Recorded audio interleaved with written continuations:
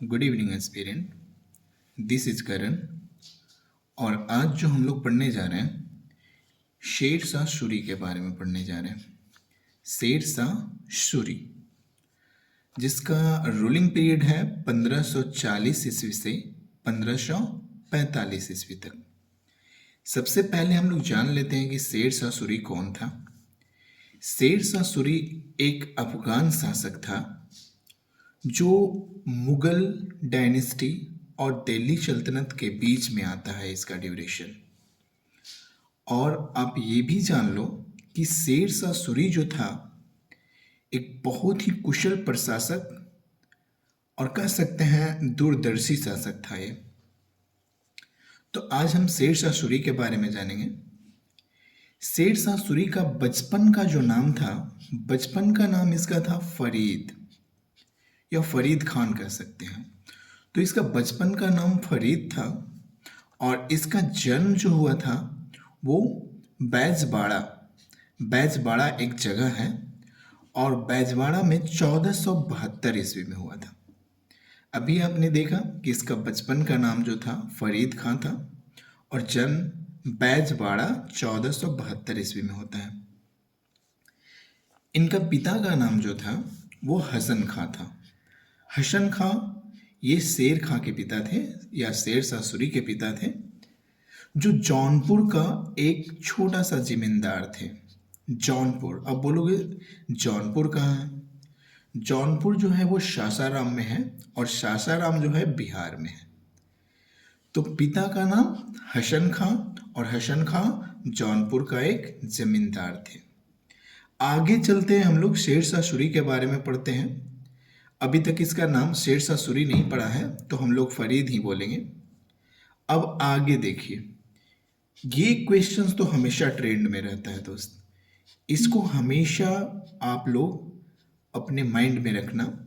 ये है हमारे बहार खां लोहानी, ये बिहार का एक गवर्नर थे बहार खां लोहानी, और इन्होंने ही फरीद का नाम शेर खां रखा था।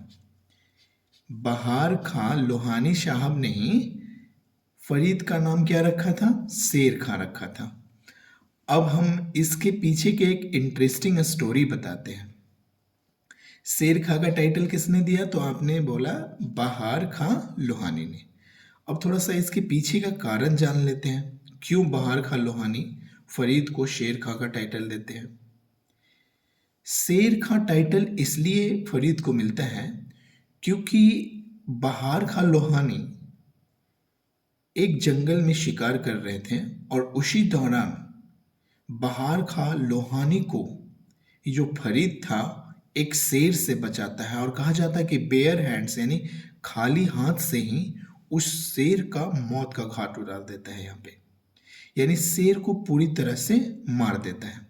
और उसी समय से ये जो फरीद था शेर खां के नाम से जाने जाने लगा था। चलिए आगे चलते हैं। अभी आपने देखा कि इसका नाम शेर खां पड़ जाता है। उसके बाद 1528 ईस्वी में चंदेरी का युद्ध होता है, चंदेरी का युद्ध। और इस युद्ध में जो बाबर की तरफ से लड़ता है ये जो शेर शाह सूरी होता है यानी शेर खां जो होता है वो बाबर की तरफ से लड़ता है भाई। और यहाँ पे भी एक इंटरेस्टिंग स्टोरी है कि जैसे ही ये चंदेरी का युद्ध बाबर जीतता है, जैसे कि आप जानते हैं बाबर 4 युद्ध लड़ा था और 4 युद्ध में से एक भी नहीं हारा था। तो जब चंदेरी का युद्ध जीतता है बाबर, तो उस समय अपने सैनिकों से वो रूबरू होते रहता है और जैसे ही शेर खां के पास पहुंचता है तो वो वापस लौट जाता है अचानक। शेर खां के आंखों में देखता है और वो अचानक से वापस लौट जाता है अपने शिविर में। और शिविर में लौटने के बाद वो अपने सैनिकों से बोलता है, अपने सैनिकों से कहता है कि जाओ उस सैनिक को पकड़ के लाओ। कौन से सैनिक को? तो शेर खां को। और शेर खां भी यहाँ पे वापस जाता है उसको, यानी कि पहले से ही समझ जाता है कि कुछ तो गड़बड़ है और शेर खां वहां से वो भाग जाता है। तो यहाँ पे आपने देखा कि बाबर पहले से ही जान गया था कि शेर खां जो है वो मुगल डायनेस्टी के लिए खतरा है, मुगल वंश के लिए खतरा है, क्योंकि उसके जहन में कहीं ना कहीं तो पहले से ही था कि एक न एक दिन मुगल को हम यहाँ से भगा कर रहेंगे, और बाद में वैसा करता भी है। चलिए अब आगे देखते हैं। बहार खां लोहानी की मृत्यु हो जाती है, जिसके अंडर में अभी तक ये काम कर रहा था शेर खां। तो बहार खां लोहानी की मृत्यु हो जाती है, और ये पहले ही धूर्त व्यक्ति था। जैसे कि आप जानते हैं शेर खां पहले ही धूर्त व्यक्ति था। जैसे ही बहार खां लोहानी की मृत्यु होती है तो उसकी विधवा बेगम यानी बहार खां लोहानी का जो बेगम थी दूदू बेगम, इनका नाम था दूदू बेगम, ये विधवा थी किनकी? बहार खां लोहानी की। तो दूदू बेगम से ये निकाह कर लेता है। अब भाई दूदू बेगम जो विधवा थी उससे क्यों निकाह करता है? इसके पीछे का सिर्फ एक ही कारण होता है, उनके धन और संपत्ति। यानी दूदू बेगम से ये सिर्फ धन के लिए निकाह कर लेता है यहाँ पे। और दूदू बेगम का ही बेटा था जलाल खां, यानी कि बहार खां लोहानी और दूदू बेगम का बेटा जलाल खां था। और बाद में ये जो जलाल खां का संरक्षक बन के रह जाता है। शेर खां यहाँ पे जलाल खां का संरक्षक बन जाता है। चलिए अभी आपने देखा कि दूदू बेगम से इसने शादी कर लिया यानी निकाह कर लिया। आगे क्या होता है देखो दोस्त, यहाँ पे पैसा है तो प्यार मोहब्बत दुनियादारी जितना चीज़ है वो सब मिलेगा। यहाँ तक विधवा का भी शादी हो जाएगा पैसा के वजह से। और पैसा नहीं है तो समझ लो यार, तो सबसे पहले जॉब, उसके बाद ही आगे इधर उधर देखो।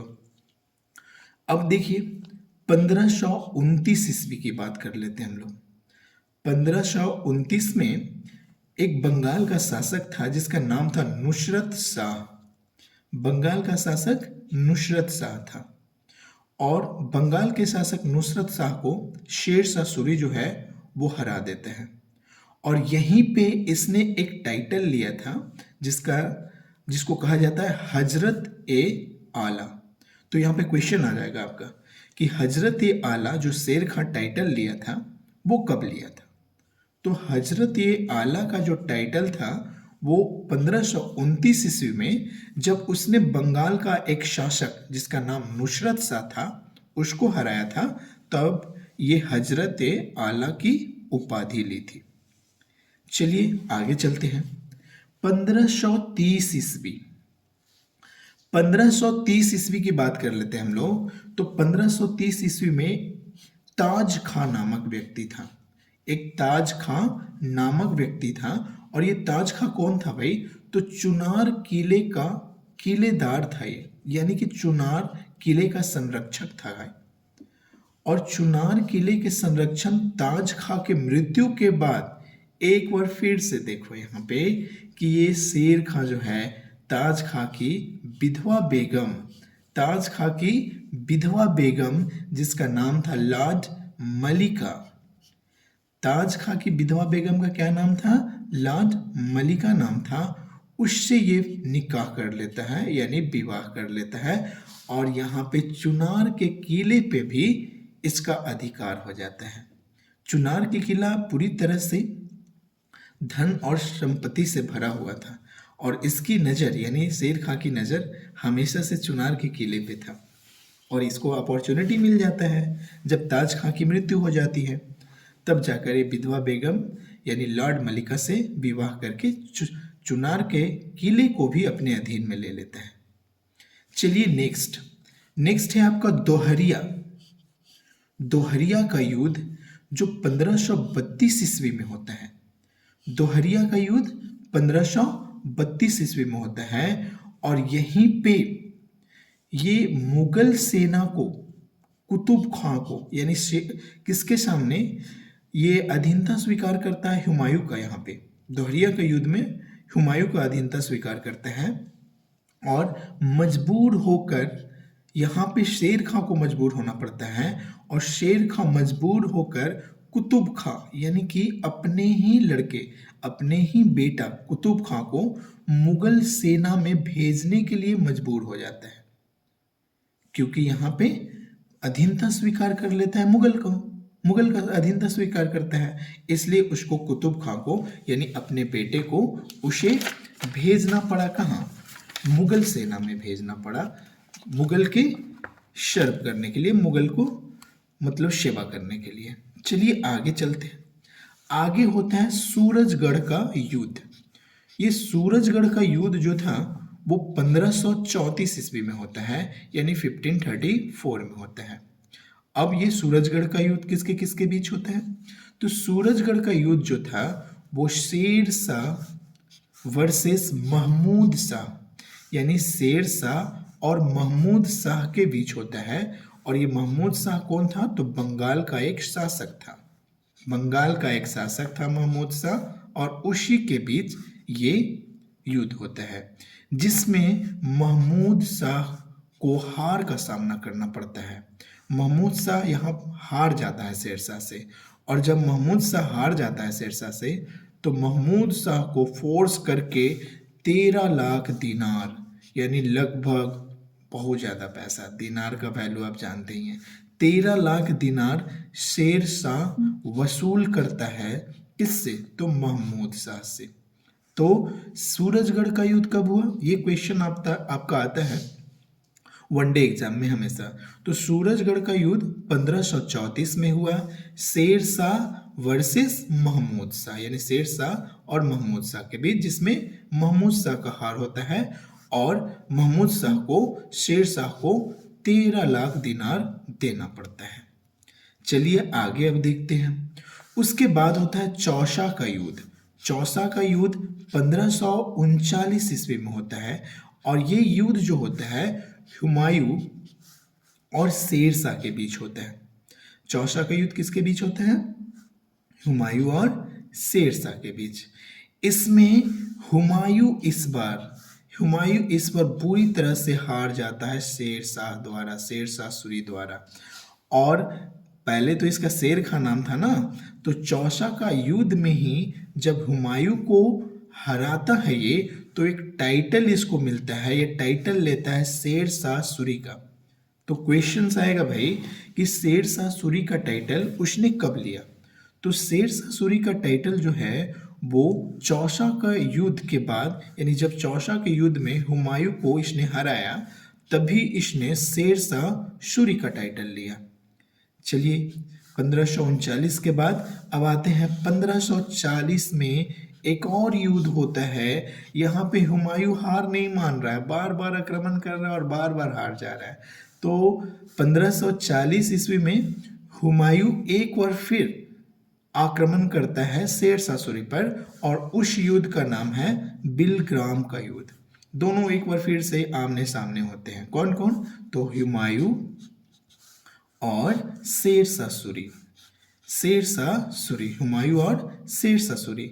इसमें फिर से हुमायूं को हार का सामना करना पड़ता है, और जब हार का सामना करना पड़ता है हुमायूं को, तो इस बार तो वो इंडिया से ही यानी भारत से ही भाग जाता है और भागकर चला जाता है ईरान। कहाँ भागकर चला जाता है? ईरान भाग जाता है। यदि नहीं भागता ये तो इसका खेल खत्म हो जाता है यहाँ पे। चलिए अभी आपने देखा उसने बोला था, शेरशाह सूरी ने बोला था एक बार कि हम मुगल को एक न एक दिन खदेड़ कर रहेंगे, और यहाँ पे इसने खदेड़ा भी, भले ही कुछ समय के लिए, लेकिन अपने राज्य से वो पूरी तरह से खदेड़ दिया था मुगल को। चलिए आगे चलते हैं। एक है बंगाल का विद्रोह। बंगाल विद्रोह होता है 1541 ईस्वी में।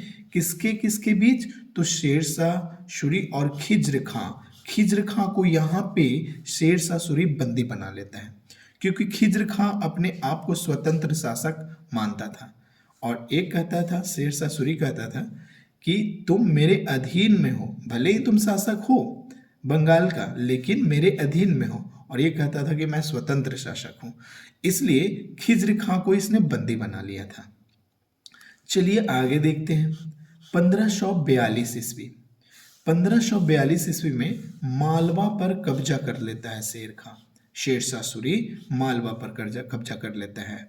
और ये शेरशाह सूरी वर्सेस कादिर शाह के बीच होता है। कादिर शाह एक बार फिर से हार जाता है शेरशाह सूरी से और अंततः 22 मई 1545 ईस्वी को ये शेरशाह सूरी की मृत्यु हो जाती है। कब होती है बच्चे? तो 22 मई 1545 ईस्वी को शेरशाह सूरी की मृत्यु हो जाती है। और कैसे होती है? तो बहुत ही फनी वे में होता है इसका मृत्यु। एक उक्का नामक, कौन सा नामक? उक्का नामक आग्नेय शस्त्र चलाते रहता है। ये आग्नेय शस्त्र चलाते रहता है और वो आग्नेय शस्त्र रिटर्न होकर वहाँ पे बारूद में जाकर गिर जाता है और बारूद में आग लगने से इसकी मृत्यु हो जाती है और एक दूरदर्शी और एक साहसी शासक का अंत हो जाता है यहाँ पे। तो ये था शेर खां के बारे में और फरीद और शेरशाह सूरी के बारे में इंट्रोडक्शन। इसका एक और वीडियो आएगा जो बहुत ही इंपॉर्टेंट होगा, वो रहेगा इसके साम्राज्य, इसके प्रशासन व्यवस्था, इसके आर्थिक व्यवस्था के बारे में, और वो भी बहुत ही इंपॉर्टेंट होता है एग्जामिनेशन पॉइंट ऑफ व्यू से। तो आज के लिए बस इतना ही, डेट्स ऑल। और आशा करते हैं कि ये जो वीडियो है आपको पसंद आया, ये जो इन्फॉर्मेशन मिली शेर खां के बारे में, आप इसके माध्यम से जो आपको नॉलेज मिली और वो आपको पसंद आया होगा। यदि पसंद आया होगा तो इस तरह का कंटेंट हमेशा मैं लेकर आता रहूँगा, लेकिन आपको लाइक और सब्सक्राइब करना चाहिए। That's all.